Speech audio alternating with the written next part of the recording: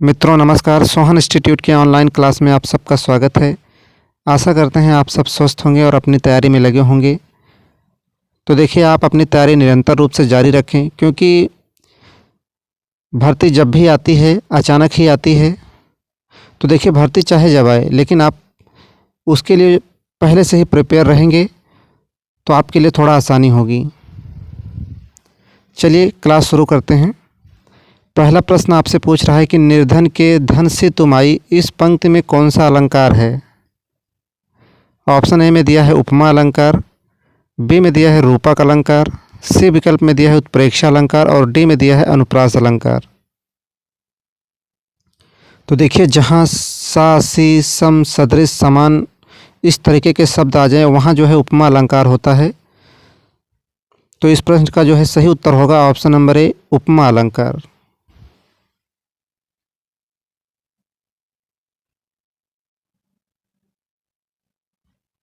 चलिए नेक्स्ट प्रश्न की तरफ बढ़ते हैं।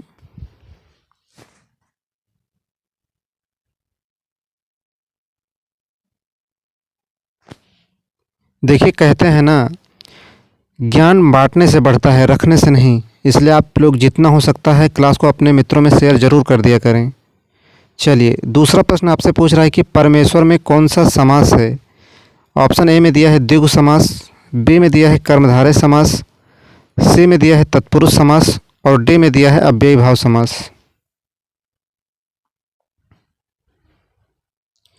देखिए, सुपर टेट और यूपीटीटी का जो सिलेबस है दोनों का जो है कॉमन है। चाहे वह समास हो, छंद हो, रस हो, अलंकार हो, वाक्य शुद्धि हो, पर्यायवाची हो, लोकोक्ति हो, मुहावरा हो, इन सब से प्रश्न दोनों ही परीक्षाओं में पूछे जाते हैं। चलिए दूसरा प्रश्न आपसे पूछ रहा है कि परमेश्वर में कौन सा समास है। ऑप्शन ए में दिया है द्विगु समास, बी में दिया है कर्मधारय समास, सी में दिया है तत्पुरुष समास और डी में दिया है अव्ययी भाव समास।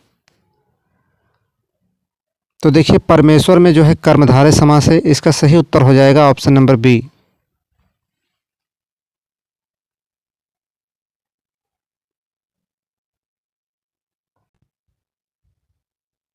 चलिए नेक्स्ट प्रश्न देखते हैं। पायो जी मैंने राम रतन धन पायो, वस्तु अमोलक दी मेरे सतगुरु, कृपा कर अपनायो। उपर्युक्त पंक्तियों में कौन सा रस है आपसे पूछ रहा है। ऑप्शन ए में दिया है वीर रस, बी में दिया है भक्ति रस, सी में दिया है करुण रस और डी विकल्प में दिया है रौद्र रस। देखिए, यह पंक्तियां जो है मीराबाई की हैं और यहाँ जो है कृष्ण के अनन्य भक्ति का वर्णन है, इसलिए इसमें जो है भक्ति रस है। बी विकल्प सही होगा।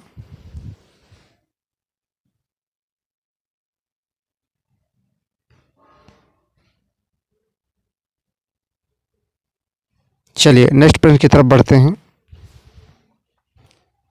हिंदी वर्णमाला में स्वरों की संख्या कितनी है। ऑप्शन ए में दिया है 8, बी में दिया है 9, सी विकल्प में दिया है 11 और डी में दिया है 14। तो देखिए, बिल्कुल आसान प्रश्न है। हिंदी वर्णमाला में स्वरों की जो संख्या है वह 11 होती है। विकल्प सी सही होगा यहाँ पर।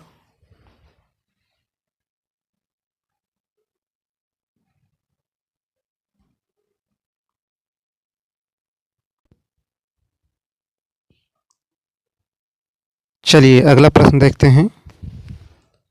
गंगा का पर्यायवाची शब्द है। ऑप्शन ए में दिया है हंस सुता, बी में दिया है विष्णुपदी, सी में दिया है सुरसर और डी में दिया है धेनुमती। देखिए, हंस सुता जो है यमुना का पर्यायवाची होता है और धेनुमती जो है गाय का पर्यायवाची होता है।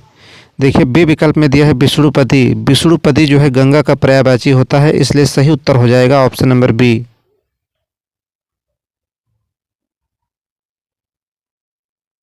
देखिए, सुरसर नहीं होगा, सुरसर ही होता है। यदि सुरसर ही दिया होता तो वह गंगा का पर्यायवाची होता।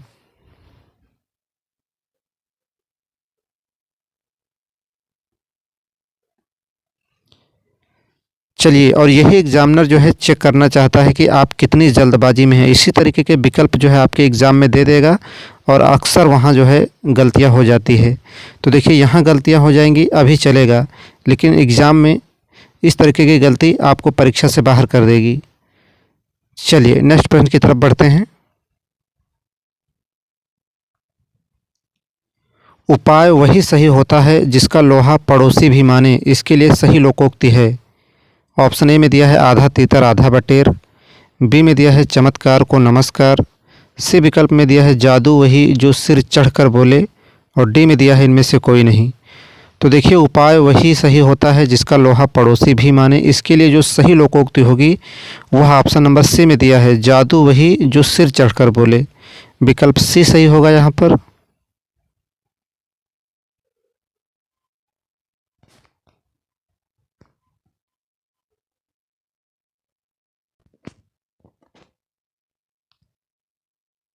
चलिए अगला प्रश्न देखते हैं।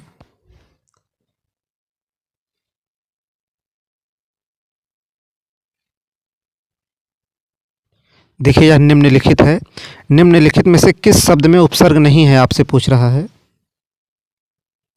ऑप्शन ए में दिया है मिलान, बी में दिया है सुपुत्र, सी विकल्प में दिया है अधर्म, और डी में दिया है संस्कार।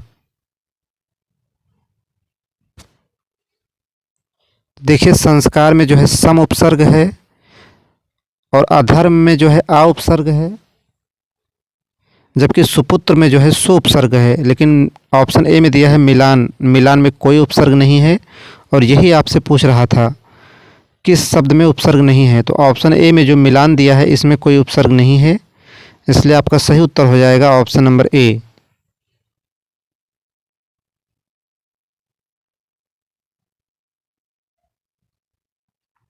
चलिए अगले प्रश्न की तरफ बढ़ते हैं। शुद्ध वर्तनी का चयन कीजिए। देखिए चारों विकल्प में जो है कुमुदनी लिखा है।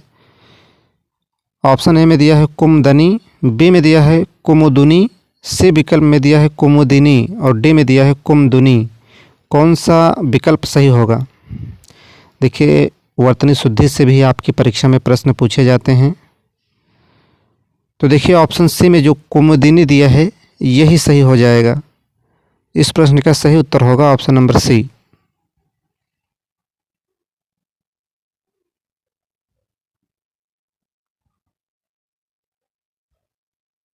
चलिए नेक्स्ट प्रश्न की तरफ बढ़ते हैं। गीदड़ शब्द संज्ञा है। ऑप्शन ए में दिया है व्यक्तिवाचक संज्ञा है, बी में दिया है जातिवाचक, सी में दिया है भाववाचक, और डी में दिया है समूहवाचक। तो देखिए पशु पक्षियों के नाम जो है जातिवाचक संज्ञा होते हैं, इसलिए आपका सही उत्तर हो जाएगा ऑप्शन नंबर बी।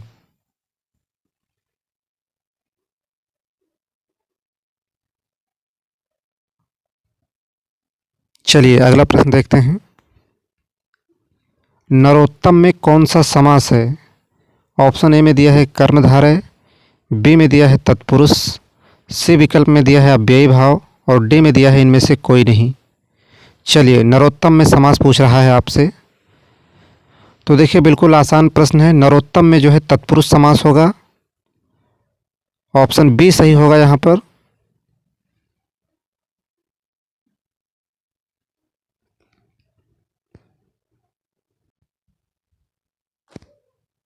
चलिए नेक्स्ट प्रश्न की तरफ बढ़ते हैं। मोहन कलयुग का कृष्ण है। इस वाक्य में मोहन जो है किस प्रकार की संज्ञा है? चलिए आपसे प्रश्न पूछ रहा है कि मोहन जो है किस प्रकार की संज्ञा है। ऑप्शन ए में दिया है व्यक्तिवाचक संज्ञा, बी में दिया है भाववाचक संज्ञा, सी में दिया है जातिवाचक संज्ञा, और डी में दिया है द्रव्यवाचक संज्ञा। तो देखिए मोहन में व्यक्तिवाचक संज्ञा होगी, इसका सही उत्तर होगा ऑप्शन नंबर ए।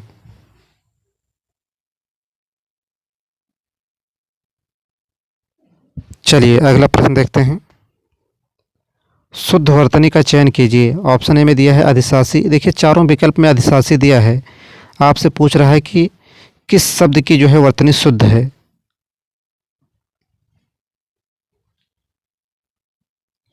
तो देखिए जो ऑप्शन नंबर ए में अधिशासी दिया है इसी की वर्तनी जो है शुद्ध है, इसलिए आपका सही उत्तर हो जाएगा ऑप्शन नंबर ए।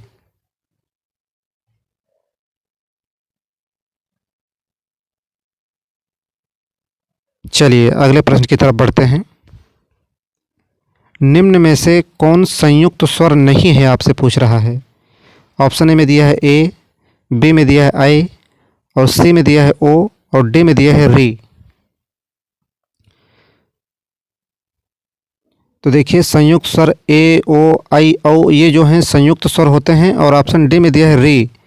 तो देखिए री जो है संयुक्त स्वर नहीं है, यही आपसे पूछ रहा था, इसलिए इस प्रश्न का सही उत्तर हो जाएगा option number D.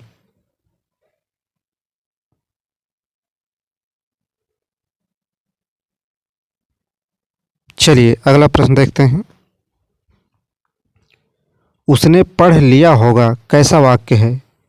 Option A में दिया है विस्मयवाचक वाक्य, बी में दिया है संदेहवाचक वाक्य, सी में दिया है प्रश्नवाचक वाक्य और डी में दिया है आज्ञावाचक वाक्य। तो देखिए यहाँ आपसे पूछ रहा है कि उसने पढ़ लिया होगा, तो देखिए इसमें संदेहवाचक वाक्य है, विकल्प बी सही होगा।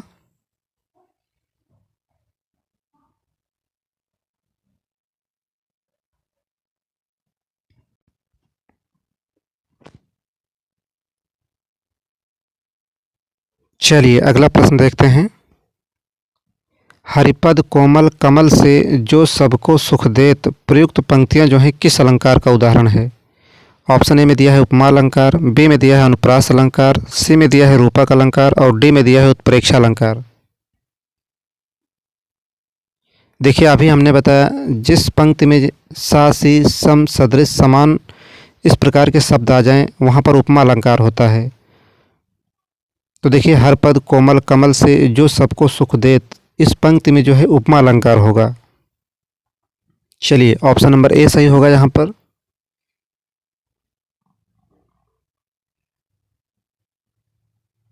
चलिए अगला प्रश्न देखते हैं। राम खाना खाएगा इस वाक्य का कर्मवाच्य रूप है। ऑप्शन ए में दिया है राम खाना खाता है, बी में दिया है राम से खाना खाया जाएगा, सी में दिया है राम ने खाना खाया और डी में दिया है राम खाना खाएगा। देखिए कर्तृवाच्य दिया है, इसे कर्मवाच्य में बदलना है। तो देखिए जब कर्मवाच्य में बदलना हो तो उसमें देखो से या के द्वारा लगा दिया जाता है तो वह वाक्य जो है कर्मवाच्य में परिवर्तित हो जाएगा। तो देखिए ऑप्शन बी में दिया है राम से खाना खाया जाएगा, तो इस प्रश्न का सही उत्तर हो जाएगा ऑप्शन नंबर बी।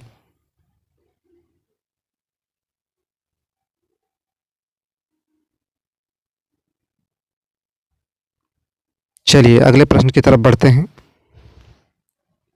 पुरोहित में उपसर्ग है। ऑप्शन ए में दिया है पुरस, बी में दिया है पुरः, सी में दिया है पुरा और डी में दिया है पुर। तो देखिए बिल्कुल आसान प्रश्न है, पुरोहित में जो है पुरः उपसर्ग होगा, ऑप्शन बी सही होगा यहाँ पर।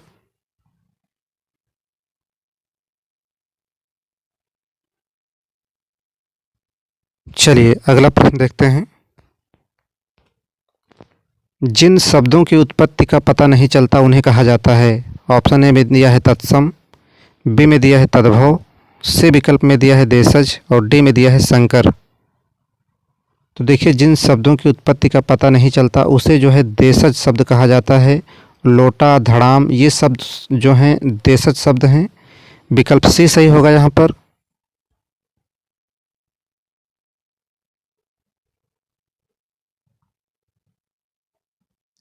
देखिए जिन मित्रों ने अभी भी चैनल को सब्सक्राइब नहीं किया है वो चैनल को सब्सक्राइब कर बेल आइकन दबाएं, जिससे कि प्रत्येक क्लास का जो है नोटिफिकेशन आप तक सबसे पहले पहुंच सके।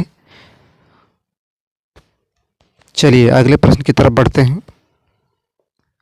स्वतंत्र सत्ता न धारण करने वाले शब्द क्या कहलाते हैं? ऑप्शन ए में दिया है रूढ़, बी में दिया है यौगिक, सी में दिया है योग रूढ़ और डी में दिया है इनमें से कोई नहीं।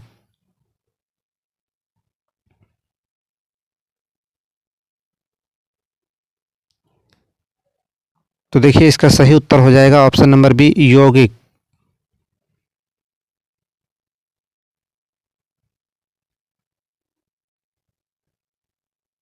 देखिए यौगिक शब्दों की कोई सत्ता नहीं होती क्योंकि ये दो शब्दों से मिलकर बने होते हैं। इसीलिए आपसे यहाँ पूछ रहा था कि स्वतंत्र सत्ता न धारण करने वाले शब्द क्या कहलाते हैं, तो इसका सही उत्तर हो जाएगा ऑप्शन नंबर बी यौगिक। चलिए अगला प्रश्न देखते हैं। शुद्ध वर्तनी का चयन कीजिए।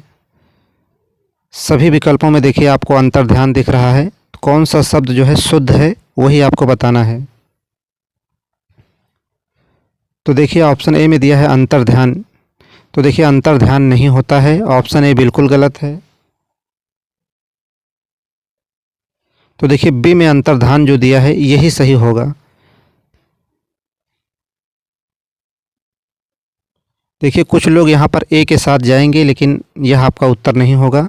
सही उत्तर होगा ऑप्शन नंबर बी।